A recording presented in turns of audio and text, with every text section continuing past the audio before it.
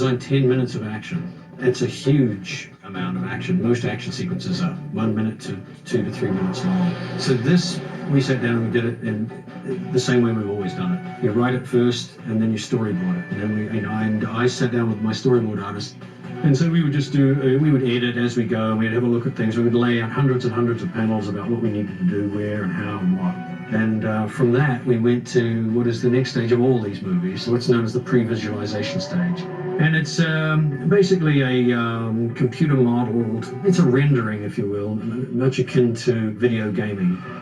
The software out there now is so good that the previs guys can render in a very short space of time some extraordinarily good looking graphics. And once we start rendering the action, it gives us an idea of how the thing's going to cut. So I get my editors, my film editors, to cut the high-res pre-visualization sequence. And we then cut that and we put soundtracks on it, and we cut it as if we were cutting the movie.